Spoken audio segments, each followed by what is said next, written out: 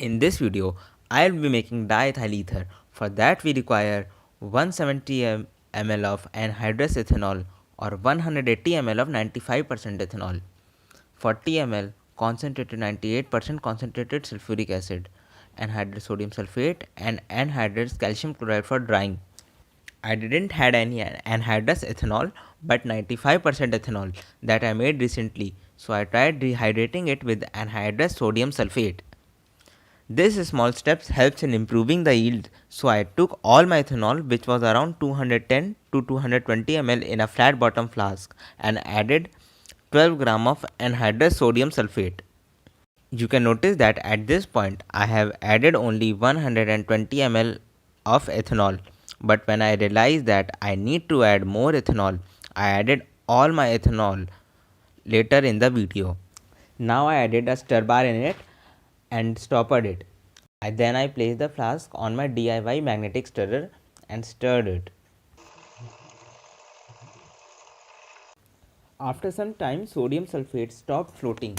At this moment, I knew I had to add around 220 ml ethanol and not 120 ml. So I added all my ethanol, stirred it for several minutes and let it sit for a day. After a day, the ethanol was separated from sodium sulfate by filtering it through a sintered glass crucible. But a normal funnel with a cotton or filter paper would have been sufficient. And I even accidentally spilled some of the ethanol. Now I had a total of 190 ml of anhydrous ethanol. Then a 3-neck round bottom flask was clamped on my DIY magnetic stirrer and a stir bar was added. Its one neck was stoppered and a pressure equalizing addition funnel was placed on it. Then I placed 40 ml concentrated sulfuric acid in the addition funnel. But as you can see, I forgot to close the stopcock and some sulfuric acid fell in the flask. I soon realized it and closed the stopcock and poured the sulfuric acid in it. I then measured out 45 ml of ethanol and transferred it into the flask. Since there was concentrated sulfuric acid in the flask, ethanol reacted exothermically with sulfuric acid to form these fumes. I placed the stopper in the third neck and started the stirrer. I then slowly opened the stopcock and allowed the sulfuric acid to drip slowly into the ethanol. The reaction was exothermic, so I placed a cold water bath between the flask and the stirrer. After the addition was complete, I took out the stir bar with a magnet and added some boiling chips.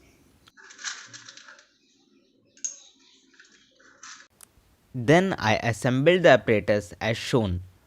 The 3-neck flask was placed in a heating mantle, the addition funnel was placed in the side arm and a fractionating column was placed in the middle neck and a thermometer was placed in the flask from the third neck. Then there is a still head with a thermometer and Liebig's condenser in which ice cold water is circulated and a receiving adapter below which there is a conical flask which will be placed in an ice bath shortly. In the addition funnel, 125 ml of anhydrous ethanol was added. Then I added some ice in the trough. I then switched on the heating mantle. Within few minutes, the temperature reached 140 degree and it started rising. Even after I switched off the heating mantle, it started rising above 150 degrees Celsius. Ethyl alcohol reacts with concentrated sulfuric acid to form ethyl bisulfate, which reacts with ethyl alcohol to form diethyl ether at 140 degrees Celsius. At 170 degrees Celsius, formation of ethene gas takes place. However, even at 140 degrees Celsius, some ethene gas is formed. For ether production, it is important that the temperature should be between 140 and 150 degrees Celsius.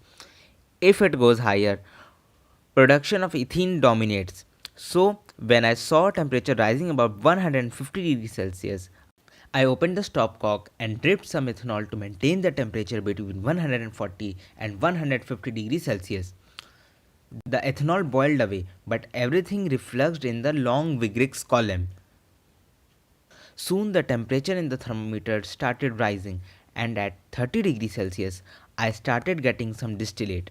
At this point, I switched on the heating mantle on full heat and adjusted the stopcock of the addition funnel such that the drip rate matches with the drip rate of distillate. The temperature in the above thermometer is between 32 to 34 degrees Celsius, but soon it started rising and went above 50 degrees Celsius. So I placed some wet paper napkin around the Vigrex column to cool it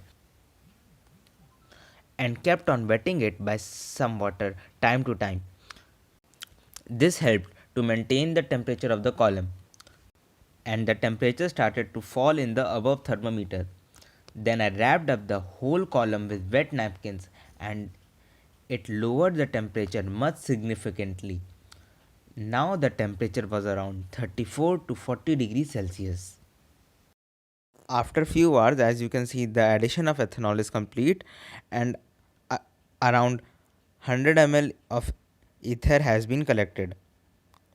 But still the distillate is coming, so the distillation was carried out until no more ether came over. Now after some hours, as it can be clearly seen, some water drops have started forming inside the flask,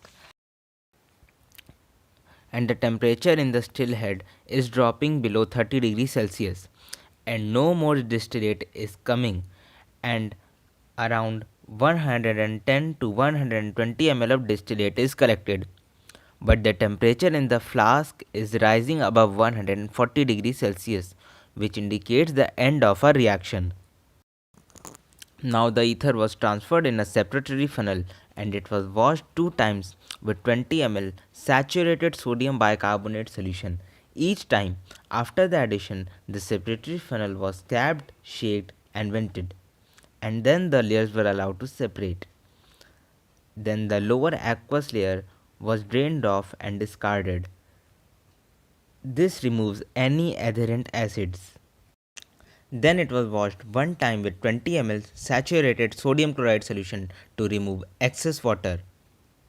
After the additions, the separatory funnel was capped, shaked, and vented, and the layers were allowed to separate. And the lower aqueous layer was drained off and discarded.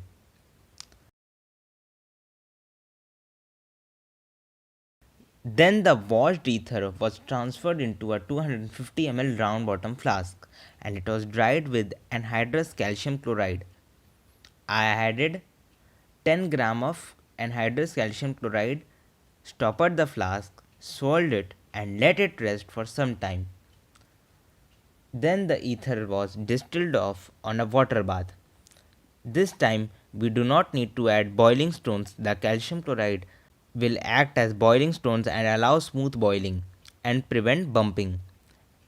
At 30 degrees Celsius, the distillate started coming. All the distillate was collected between 30 to 34 degrees Celsius. When the distillate stopped coming over, the distillation was over. In the distillation flask, we are left with some calcium chloride, and no more distillate is coming over. The final yield was 92 ml, which corresponds to a percentage yield of 62%. That means we lost around 20 to 25 ml ether in the purification steps. The ether was transferred into a 250 ml cold drink bottle, as they are airtight and can sustain high pressures. To this, a small amount of anhydrous ethanol was added so that peroxide formation can be prevented. A small amount of hydroquinone, sodium hydroxide, and potassium hydroxide can also be added. Then it was capped tightly and stored in a cool and dark place. Thanks for watching. If you have any suggestions, please write down in the comment section, and don't forget to like, share, and subscribe. If you like my work, you can support me financially through Patreon and PayPal. Links are given in description.